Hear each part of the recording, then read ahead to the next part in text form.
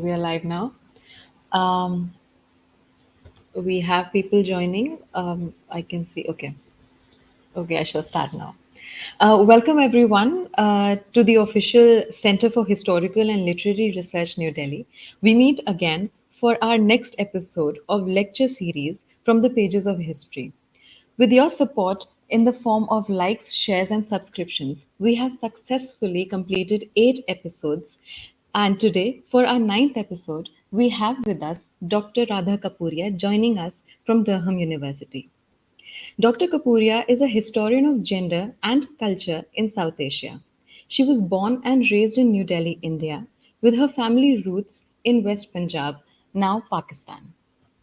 Dr. Radha Kapuria did her masters from University of Delhi, her MPhil from Jawaharlal Nehru University, New Delhi, and argued her PhD from King's College London. Her first book, Music in Colonial Punjab, has been published in 2023 by Oxford University Press. I welcome you, Dr. Kapuria. Over to you now. Thanks for inviting me, Vidushi. Really nice to be here. And it's always a pleasure to speak to uh, anyone who's from back home, from India, because as you said, I've studied in DU, JNU. So it's really nice to, connect with everyone back home. And I'm so happy to be sharing some of my research today. So if I can just share a quick video with you to start the conversation. So we start with a bit of uh, a slightly cheeky beginning.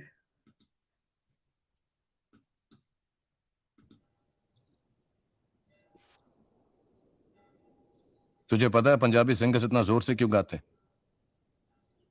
ऊंची आवाज होती है ना, पता है क्यों? किसान होते हैं सारे, ट्रैक्टर चलाते हैं खेतों में और साथ गाने भी गाते हैं। तो अपनी आवाज सुनने के लिए ट्रैक्टर की आवाज से ऊपर गाना होता है।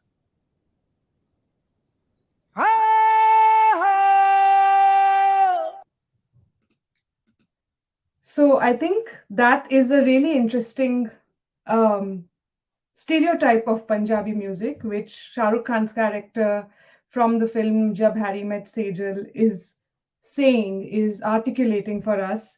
The screenwriter and director Imtiaz Ali is bringing together these time-honored tropes around Punjabis being rustic and essentially being peasants, and how that reflects in their music. So I think this kind of idea around music is what intrigued me in the first place and brought me to study and research the social perceptions around music histories of Punjab. So, Vidushi, if you could please share the slideshow, I'll begin talking now. So, I want to essentially use that anecdote to reflect upon the fact that, in actual historical fact, music in Punjab has been anything has been anything but only folk. And in fact, music in Punjab has been it's been a variegated, very uh, diverse set of genres beyond folk. And the very fact that we think of Punjabi music as mainly folk today is also a product of the histories of the 20th century in South Asia. So, this is why I've called the presentation today Musical Stories Across Two Punjabi Centuries. It's a pun on Prakash Tandon's 1961 book or memoir called Punjabi Century, which was reflecting on the mid 19th to the mid 20th century.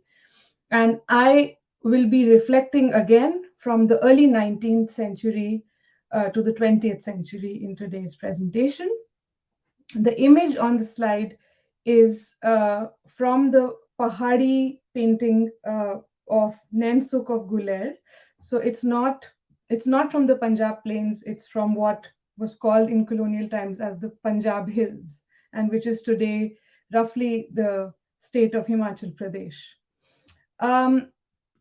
And very quickly, there's a question which I was asked when I started doing my research, when I started applying for, MPhil programs in India, often people would say, but why music? Why musicians? It's not seen as typical conventional history topic or a research in history. But I think music and musicians are so interesting because, first of all, they are part of everyday life, of everyday cultural practice. And the reason, the very fact that they're seen as being secondary to proper political history makes them actually very interesting because when you start looking at the archives, you find a lot of material on musicians and dancers which no one has looked at, which is seen as unnecessary to the main agenda of political history. But as we can see when we start studying musicians and dancers, uh, if you look at this group of performers, they help us access a view on society, on politics. And very importantly, they can help us look at a cross section of social groups, whether it's elite patrons or middle class and popular listeners, and of course, to communities of professional musicians and dancers who have, in the case of Punjab especially, traditionally come from lower social status groups. So it helps us look at a cross section of society and almost includes every aspect of society if we study music and dance. Again, music and musicians and dancers also cross borders. They are inherently border crossers.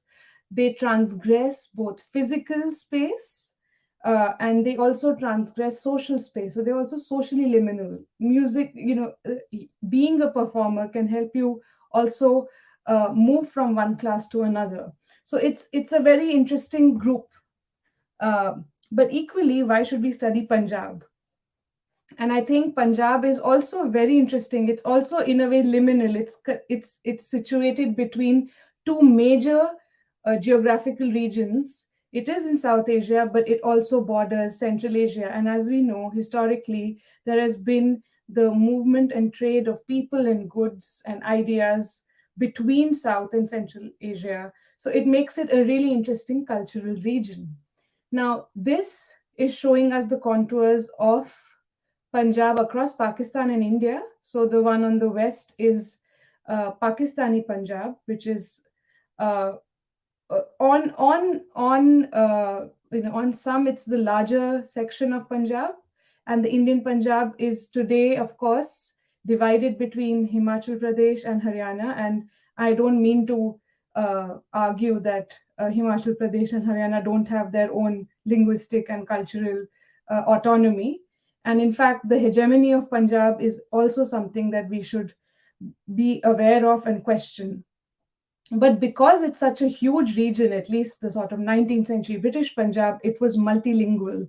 It, to study Punjabi history from this period, you have to either be multilingual or consult sources in translation from various languages or ask people who are fluent in those languages to help you.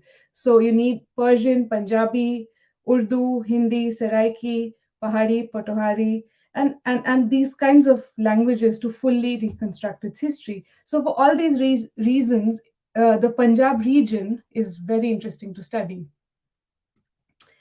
Um, but I think one of the most enduring stories or musical stories of Punjab that we have is that of folk Punjab. And this is something that we saw in the clip from Jab Harry Met Sejal. And this again is an image from Shah Rukh Khan's breakout film Dilwale Dulhaniya Le Jayenge. So I think we have Shah Rukh to blame for a lot of the stereotypes. But jokes aside, I think there are reasons why this folk Punjab stereotype is so enduring in popular memory. And as my book argues, the roots of this idea of folk Punjab lie in the colonial period, and which is when colonial scholar administrators came to Punjab and viewed the landscape primarily in agricultural terms. As we know from economic and political history, the Punjab Canal colonies and a sort of aggressive agricultural colonization of the region also occurred with British colonialism, which is why by the middle of the 20th century, all these ideas of the Green Revolution also started coming in, and Punjab being seen as the food bowl in those days.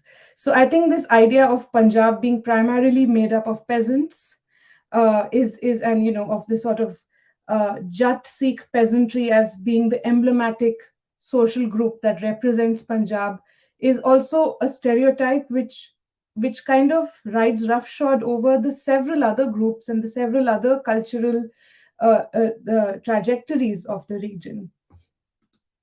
And I want to focus on Maharaja Ranjit Singh because, in a sense, the East India Company and the British colonialists, when they came to Punjab, they first encountered Maharaja Ranjit Singh, who reigned for 50 years at the beginning of the 19th century. He died in 1839. He was the last to stand up to British colonial rule.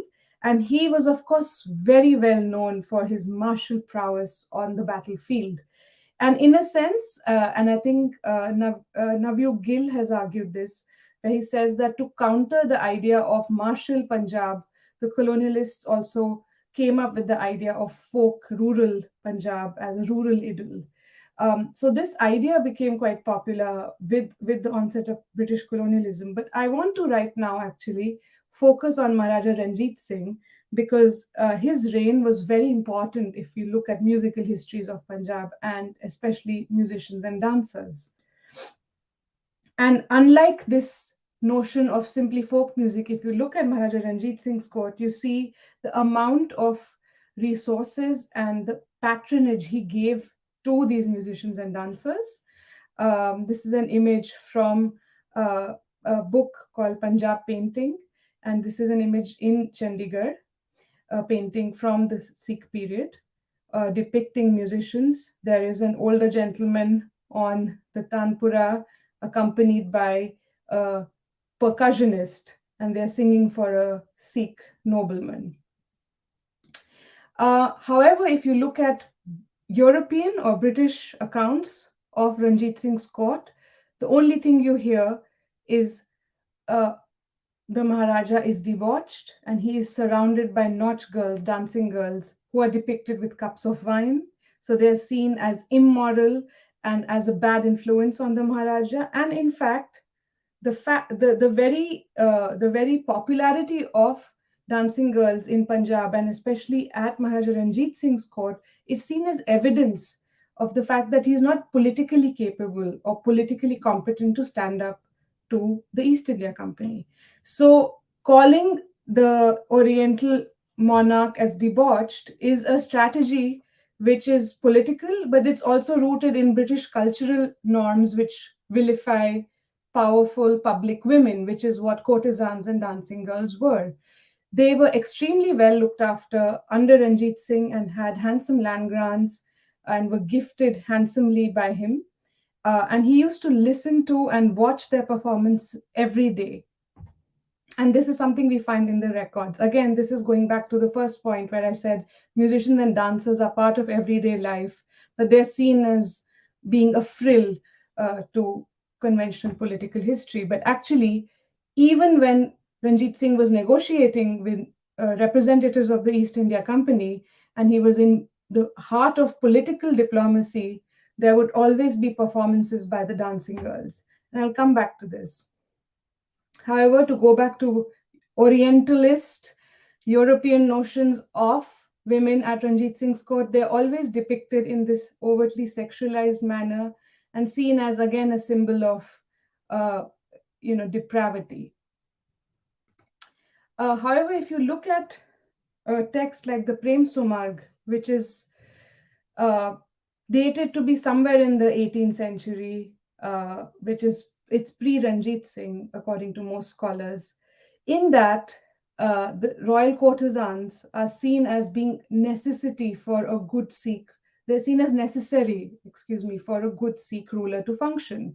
The Prem Sumarg is a text. It's like a manual for ideal princely conduct for Sikh rulers. And let's remember, Ranjit Singh then becomes the first Sikh ruler ever of an empire. So the Prem Sumarg says, the courtesans are needed to expose to temptation any holy man, yogi, digambar, sannyasi, bairagi, peer, or udasi, by offering them wealth, food, perfume, and fine clothing. Any such holy man who succumbs to this should be told, bogus ascetic, why did you ever leave your home? You are still in bondage to your base instincts, and you should resume the life of a householder and find yourself a job. So this is the notion for why courtesans are important. They help to reveal, these fake holy men. So that's a very useful role according to this text. But equally, if we look at the, I just quickly go forward. Equally, we would see that there is a supernatural effect of music on the listeners, which is what you find in the Persian Chronicles from Ranjit Singh's Darbar. This is from Umdatut Tawarikh, written by Sohanlal Suri, who was the official, the sort of records keeper at Ranjit Singh's court, and he would keep an account of his everyday activities. And this kind of paragraph shows up many times after the description of a political meeting between Ranjit Singh and members of the East India Company or other European visitors, of whom there were many, to the Lahore court. And it says, these clever singers, they were so clever, they could make the audience like pictures on the wall, and the dust of tiresomeness and the rust of anxiety was erased from the hearts of the world due to excessive music. And there is an impact on the planets. So the combination of Jupiter and Venus took place in Pisces, and happiness was put forth in the garden of joy. So this is the kind of auspiciousness of performers, that they were needed to sanctify any occasion like this. And this is a memory which we have also forgotten, this idea of courtesans as auspicious to any celebration or to any important gathering such as this one. Because after all, these meetings were also occasions of hosting and showing one's hospitality to visitors, to European visitors, whether it's East India Company officials or others. So there is this really cultural significance of these dancers. But there is also a political significance, which I will come to in a minute.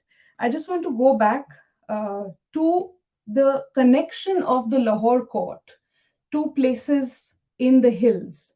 I mentioned the Punjab hills and the Pahari region, which is today Himachal Pradesh. And you can see in this sort of weird geometrical map that I have tried to create, which shows you the connection of places like Jasrota, Mankot, Guler, Bilaspur to the courts in the Punjab plains, such as Lahore, Amritsar, and Patiala. And these links to the hill states were constantly there. And in fact, most of the courtesans at Ranjit Singh's court in Lahore also came from the hills, and especially Kashmir.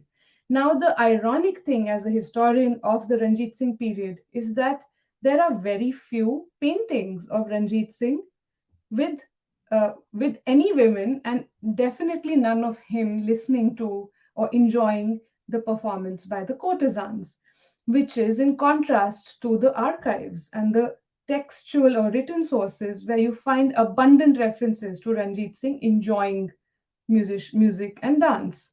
So why is this? And I think there are many reasons for this, which I can probably answer in the Q&A. I just wanted to quickly show a few images of the hill states, and because they had such well-established painting schools, the local rajas and kings and the smaller kings in the hills, they patronized these, as we know, art historians would know, these flourishing schools of painting, the Pahari and the Kangra school of art. And this set of images on the screen shows us women playing various percussion instruments, which is again, to kind of go against this stereotype of things like dhol, and the tabla being masculine instruments, which is what we think of today. In contrast to this masculinist stereotype, if you look at the image in the center by Nain Sukh, the woman in the dark blue lehenga, she's playing a tabla. And according to James Kippen, this is the first a visual evidence of the tabla on the subcontinent, and it is of a woman playing it. And on her sides, we see one is playing a pakhavaj here as well, and on the left, you see two women playing the dholki. So we see a range of musical instruments being played by women as well. And this is in contrast to how music developed in the late 19th and early 20th century, and how this had kind of reduced the multi-instrument, the facility in instruments by courtesans. But a lot had changed by the mid 20th century. Um, as I said, the paintings from Ranjit Singh's court are very masculinist, they're very male centered. And as we can see in this image, he's seated here on his throne, surrounded by his courtiers, one of his sons and grandsons. And that, of course, is Sher Singh, also who succeeded him. So he was almost always depicted with men. And I think this is because he was setting up this grand Sikh empire. And he and also was trying to establish his image as a righteous Sikh ruler. It is only in the reign of his successors like Maharaja Sher Singh that we begin to see images of dancing girls at the Lahore Darbar.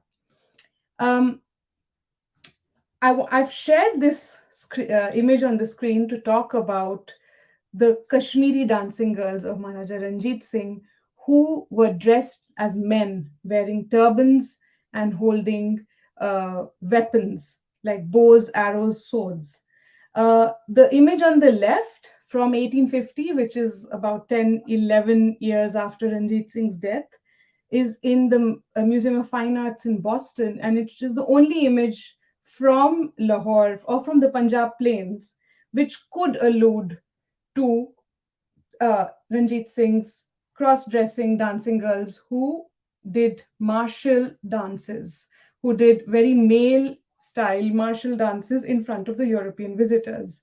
Now, again, I think, as I argue, this kind of dance was meant to portray the might of the Sikh empire and the sort of very masculine state it was, to see that these women were also asked to dress as men by Ranjit Singh to perform before his political rivals. So there was a political statement in the performance of these women. So that is one of the contributions that this research shows. And there are many explanations for why these women were asked to wear turbans. This image on the right is of a turbaned woman from a Chamba village, again from the hills, where this was a practice where women wore turbans. So it could allude to that, because many of these dancing girls came from the hills. A lot of them were from Kashmir as well, which was a region colonized by Ranjit Singh later in his reign. And there are several explanations for this, but very few images of these cross-dressing, warrior-like dancing girls, whom the European visitors called Amazons, after the ancient Greek warrior women who were called Amazons. This is an image, a painting from the Lahore Museum, again from the kind of the decade after Ranjit Singh. And this woman has a turban on her head and she's holding a sword. And she's performing for a nobleman. But according to Professor Nadra Khan at LUMS, who is an art historian, it's not clear whether this sword is part of this woman's performance or whether she has taken this sword from the nobleman sitting here, and whether it's just part of a spontaneous performance, because the tanpura is lying, has fallen down on the floor. So there seems to be a moment of chaos. So either way, the reference to these Amazons is mostly textual, and we have very few visual sources like these, very sketchy sources to see how they may have looked. I discussed the aspect of the supernatural impact of music, and I want to now, just after this brief discussion of Ranjit Singh, I just want to make a small plug for my book, which Vidushi very kindly introduced. This book is called Music in Colonial Punjab, and it starts with Ranjit Singh. The subtitle is Courtesans, Bards, and Connoisseurs. it shows us the power of female performers in Punjab and not just in the Ranjit Singh period.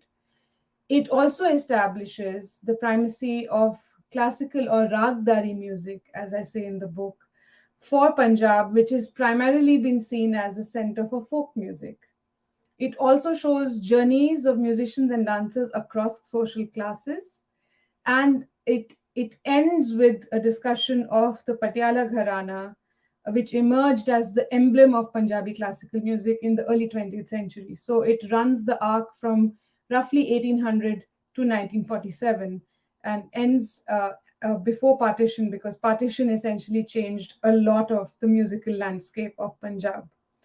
And the book shows the diverse composition of musical connoisseurship to show that Ragdari music was actually enjoyed by a wide section of society, and it wasn't only an elite genre. It was, of course, it was listened to by nobles and elites at the royal courts, but it also had a popular following. And those of you who are in India, the book is being published by Oxford University Press India. So it will be available first in Delhi, in India, across India actually. So this is the QR code to the Amazon.in website. So if you scan this, it will take you to the Amazon web page for the book. And you can buy and read the Kindle right now, the Kindle edition, the ebook version. The hard book version will be released by next week and should be available for shipping, and you should receive it by early June. So I would be grateful if you at least checked out this webpage and enjoy reading the book. The ebook Kindle version has images in color, some of which I have shown in the presentation. So I hope you enjoy the book.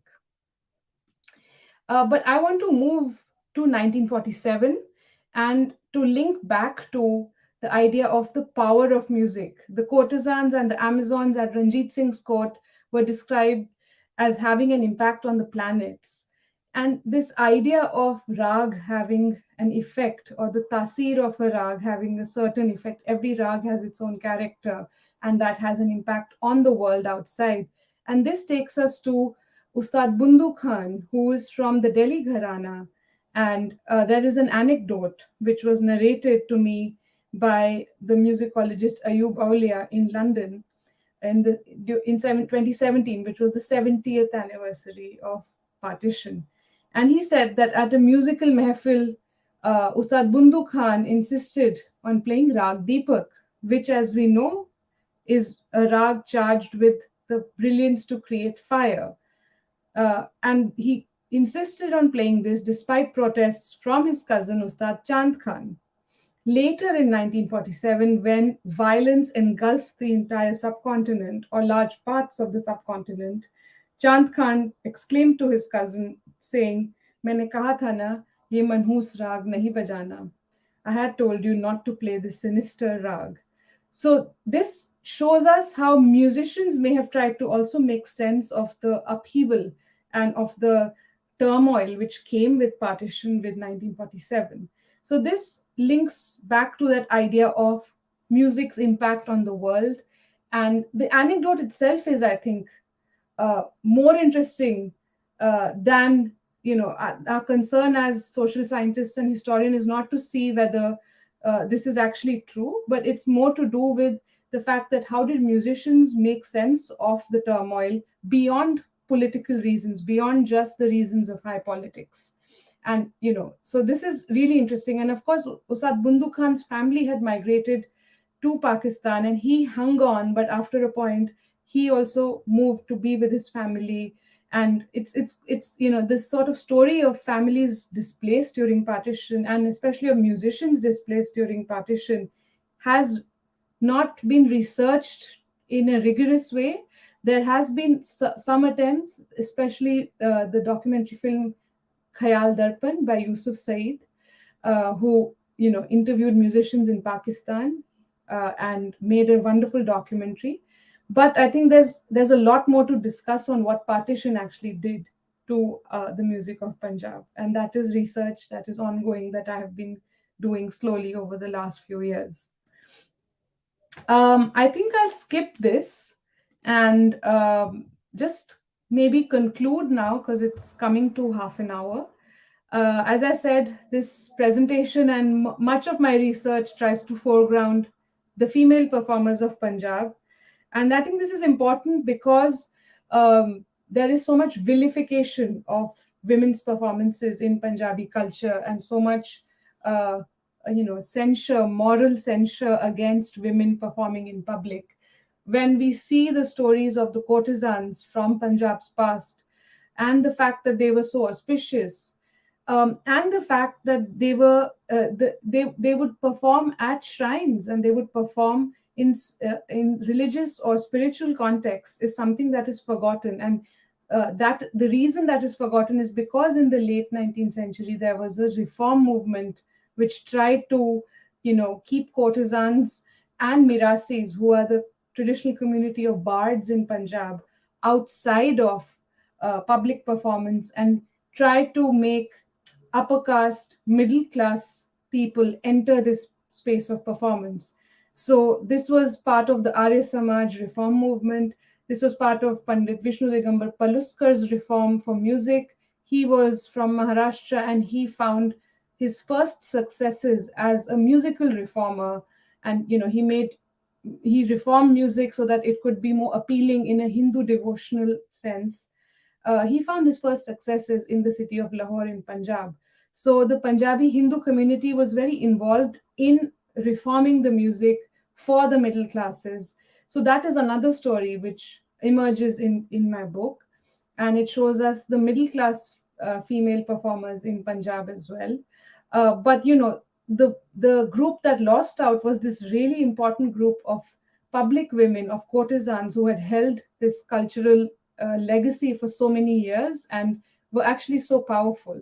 And we also have British colonialism to blame for this because their ideas of morality, which came from a very Victorian mindset, were also adopted by the anglicized Punjabi middle classes. And they launched anti-notch campaigns to match the anti-temperance campaigns launched by the Christian missionaries. So when it came to controlling women's bodies, British colonialists, Christian missionaries, Punjabi, Hindu, Sikhs, and Muslim men all came together to sort of, rain negativity against these women.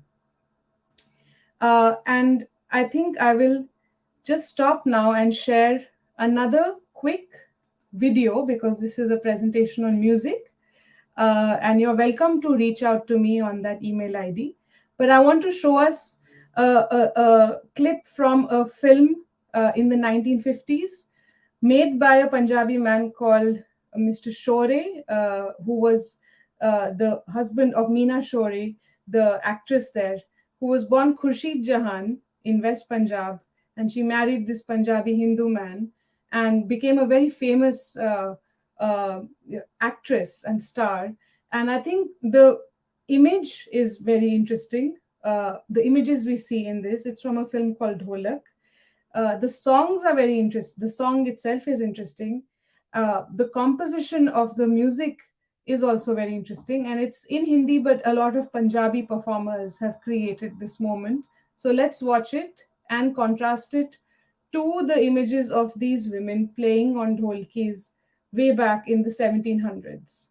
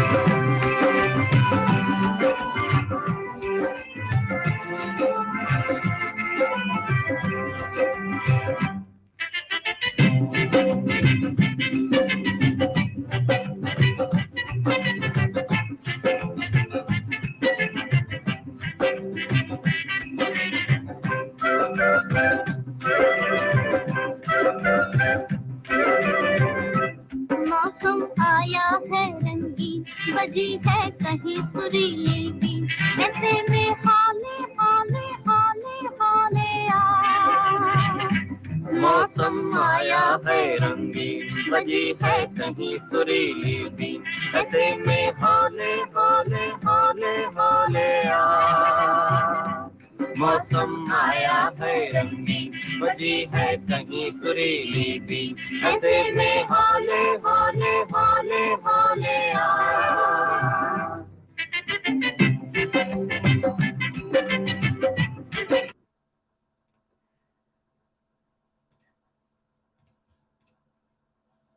So I'll stop there. I just wanted to point out how women are central to this performance, whether as percussionists or the all female orchestra. The song is it's extremely Western in its arrangement, yet it's showing us a very kind of folk dholki beat in the background. The film is from 1951 with music by Sham Sundar, who was a Punjabi music director. As I said, it's stars Meena Shori. The man next to her who's singing with her is Ajit, who became later the villain Ajit.